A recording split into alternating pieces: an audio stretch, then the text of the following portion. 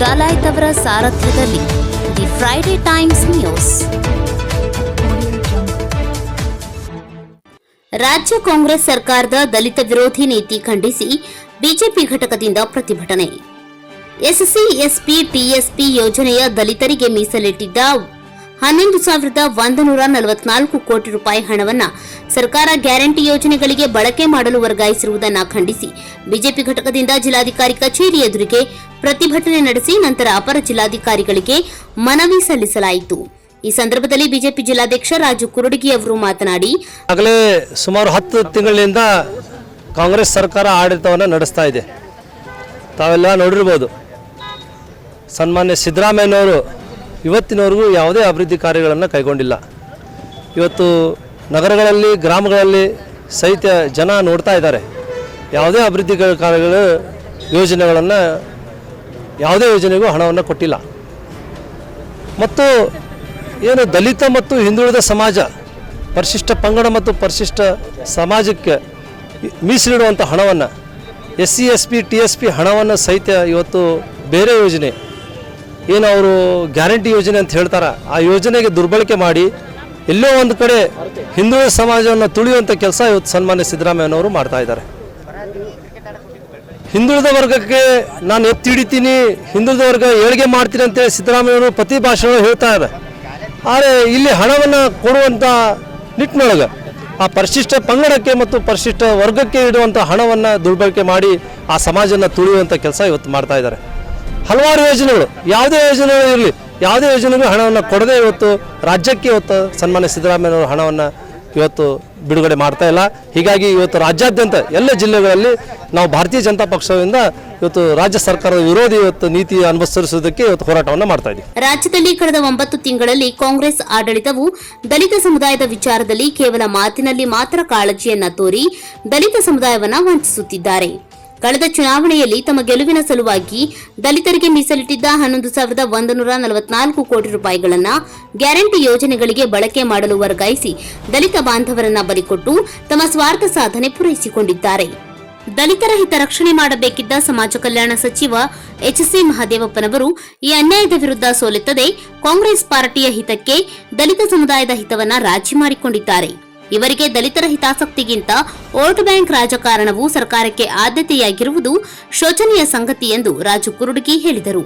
BJP SC Morcha ಜಿಲ್ಲಾಧ್ಯಕ್ಷ ಮಂಜುನಾಥ ಮುಳುಗುಂದ್, ಜಿಲ್ಲಾ ಪ್ರಧಾನ ಕಾರ್ಯದರ್ಶಿ ಲಿಂಗರಾಜ್ ಪಾಟೀಲ್, ಫಕೀರೇಶ್ ರಟ್ಟಿಹಳ್ಳಿ ಇವರುಗಳು ಮಾತನಾಡಿ, ಇವತ್ತು ರಾಜ್ಯ ಸರ್ಕಾರ SCP TSP ಏನು ವಿಶೇಷವಾಗಿ ದಲಿತರಿಗೆ ಮೀಸಲಿಟ್ಟಿರ್ತಕ್ಕಂಥ ಸುಮಾರು 11,000 ಕೋಟಿಗೂ ಹೆಚ್ಚು ಹಣವನ್ನು ಇವತ್ತು ಗ್ಯಾರಂಟಿಗೆ ಬಳಸ್ತಾ ಇರತಕ್ಕಂಥದ್ದು ಬಹಳ ಶೋಚನೀಯ, ಖಂಡನೀಯ ಅಂತ ಹೇಳಲಿಕ್ಕೆ ಇಚ್ಛಪಡ್ತೀನಿ.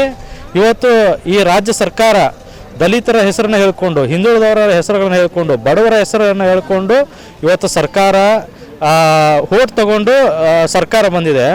ಆದರೆ ಇವತ್ತು ಇವ್ರು ಮಾಡ್ತಾ ಇರ್ತಕ್ಕಂಥ ಕೆಲಸ ಏನಂತಂದ್ರೆ, ಗ್ಯಾರಂಟಿ ಎಂಬ ಹೆಸರಿನಲ್ಲಿ ಇವರು ದಲಿತರಿಗೆ ಅನ್ಯಾಯ ಮಾಡ್ತಾ ಇದ್ದಾರೆ, ಮಹಿಳೆಯರನ್ನು ಅನ್ಯಾಯ ಮಾಡ್ತಾ ಇದ್ದಾರೆ, ಬಡವರಿಗೆ ಅನ್ಯಾಯ ಮಾಡ್ತಾ ಇದ್ದಾರೆ. ಒಂದು ಕೈಯಿಂದ ಕೊಡೋದು, ಒಂದು ಕೈಯಿಂದ ಕಸ್ಕೊಳ್ತಕ್ಕಂಥದ್ದು. ವಿಶೇಷವಾಗಿ ಇವತ್ತು ರಾಜ್ಯದಲ್ಲಿ ಪರಿಶಿಷ್ಟ ಜಾತಿ, ಪರಿಶಿಷ್ಟ ಪಂಗಡಕ್ಕೆ ಮೀಸಲಿಟ್ಟಿರ್ತಕ್ಕಂಥ SCP TSP ಹಣ ಸುಮಾರು 11,000 ಕೋಟಿಗೂ ಹೆಚ್ಚು ಹಣವನ್ನು ಇವತ್ತು ಗ್ಯಾರಂಟಿಗೆ ಬಳಸ್ತಾ ಇರ್ತಕ್ಕಂಥದ್ದು ಬಹಳ ಖಂಡನೀಯ ಅಂತಕ್ಕಂಥ ಮಾತನ್ನು ಹೇಳ್ತೀನಿ. ಸನ್ಮಾನ್ಯ ಸಿದ್ದರಾಮಯ್ಯನವರು ಬಹಳ ದೊಡ್ಡ ದೊಡ್ಡ ಉಪದೇಶಗಳನ್ನ ಹೇಳ್ತಾರೆ. ನಾವು ದಲಿತರ ಪರವಾಗಿದ್ದೀವಿ, SC ST ಪರವಾಗಿದ್ದೀವಿ ಅಂತ, ಬಡವರ ಪರವಾಗಿದ್ದೀವಿ ಅಂತ ಹೇಳ್ತಾ ಇದ್ದಾರೆ. ಆದರೆ ಅವರ ಇವತ್ತು ಮುಂದೆ ಕೂತ್ಕೊಂಡು ಈ ಹಣವನ್ನು ಬೇರೆ ಯೋಜನೆಗಳಿಗೆ ಬಳಸ್ತಾ ಇರ್ತಕ್ಕಂಥದ್ದು ಬಹಳ ದುರಾದೃಷ್ಟಕರ. ಮತ್ತು ವಿಶೇಷವಾಗಿ ಇವತ್ತು ಸಮಾಜ ಕಲ್ಯಾಣ ಸಚಿವರಾಗಿರ್ತಕ್ಕಂಥ ಎಚ್.ಸಿ.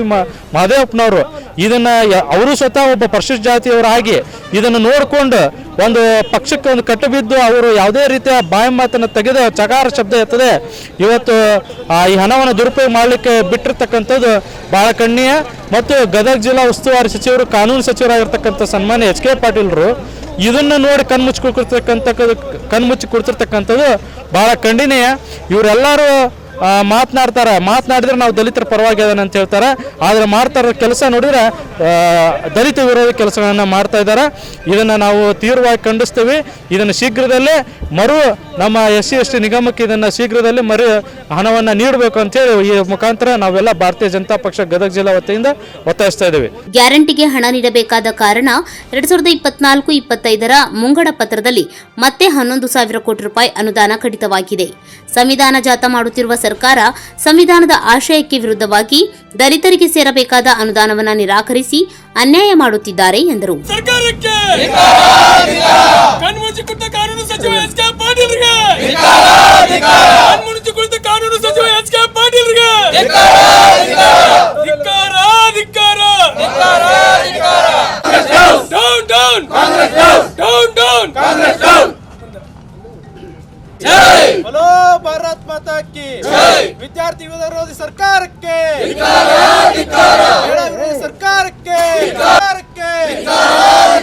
राष्ट्र मुख्यमंत्रिಗಳಿಗೆ ಮುಚ್ಚಿ ಕೂತಂತ ಕಾನೂನು ಸಚಿವರಿಗೆ बोलो भारत माता की down down down down down down we want justice. ಈ ಸಂದರ್ಭದಲ್ಲಿ ನಗರಸಭಾ ಅಧ್ಯಕ್ಷೆ ಉಷಾ ದಾಸರ್, ಈಶ್ವರಪ್ಪ ನಾಯ್ಕರ್, ಅನಿಲ್ ಅಬ್ಬಿಗೇರಿ, ಪ್ರಶಾಂತ್ ನಾಯ್ಕರ್, ಲಕ್ಷ್ಮಣ್ ದೊಡ್ಮನಿ, ಈಶಪ್ಪ ನಾಯ್ಕರ್, ಶಿವು ಹಿರೇಮನಿ ಪಾಟೀಲ್, ನಾಗರಾಜ್ ತಳವಾರ್, ಗೋವಿಂದರಾಜ್ ಪೂಜಾರ್, ಶಶಿಧರ್ ದಿಂಡೂರ್, ರಮೇಶ್ ಸಜ್ಜಗಾರ್, ಮಂಜುನಾಥ ಶಾಂತಿಗೇರಿ, ಮಲ್ಲು ಮಾದರ್, ಸುರೇಶ್ ಚಲವಾದಿ, ನಿರ್ಮಲಾ ಕೊಳ್ಳಿ, ವೈಪಿ ಅಡ್ನೂರ್, ವಿಜಯಲಕ್ಷ್ಮಿ ಮಾನ್ವಿ, ರೇಖಾ ಬಂಗಾರ್ ಶೆಟ್ಟರ್, ಬುದಪ್ಪ ಹಳ್ಳಿ, ಪದ್ಮಾ ಮುತ್ತಲ್ದಿನ್ನಿ, ಗಂಗಾಧರ್ ಹಬೀಬ್, ವಿನಾಯಕ್ ಮಾನ್ವಿ ಸೇರಿದಂತೆ ಮುಂತಾದವರು ಉಪಸ್ಥಿತರಿದ್ದರು. ರಾಜ್ಯದಲ್ಲಿ ಕಳೆದ 8 ತಿಂಗಳಿನಿಂದ ಪರಿಶಿಷ್ಟ ಜಾತಿ ಮತ್ತು ಪರಿಶಿಷ್ಟ ವರ್ಗದವರ ಗೃಹ ನಿರ್ಮಾಣ ಯೋಜನೆಯೂ ಸ್ಥಗಿತಗೊಂಡಿದೆ. ಕೇಂದ್ರ ಸರ್ಕಾರವು ಪ್ರಧಾನಮಂತ್ರಿ ಆವಾಸ್ ಯೋಜನೆಯಲ್ಲಿ ಸಾವಿರಾರು ಮನೆಗಳನ್ನು ನಿರ್ಮಿಸಿ ಹಂಚುತ್ತಿದ್ದರೆ ರಾಜ್ಯ ಸರ್ಕಾರದ ಯೋಜನೆಯು ಕೋಮಾ ಸ್ಥಿತಿಗೆ ತಲುಪಿದೆ. ರೈತ ನಿಧಿ ಯೋಜನೆಯಲ್ಲಿ ದಲಿತ ಕುಟುಂಬದ ವಿದ್ಯಾರ್ಥಿಗಳಿಗೆ ನೀಡುತ್ತಿದ್ದ ವಿದ್ಯಾರ್ಥಿ ವೇತನವು ಸ್ಥಗಿತಗೊಂಡಿದೆ ಹಾಗೂ ಕಿಸಾನ್ ಸಮ್ಮಾನ್ ಯೋಜನೆಗೆ ಹೆಚ್ಚುವರಿಯಾಗಿ ನೀಡುತ್ತಿದ್ದ 4,000 ರೂಪಾಯಿಗಳಿಗೆ ಕತ್ತರಿ ಪ್ರಯೋಗವಾಗಿದೆ. The Friday Times news Gadag.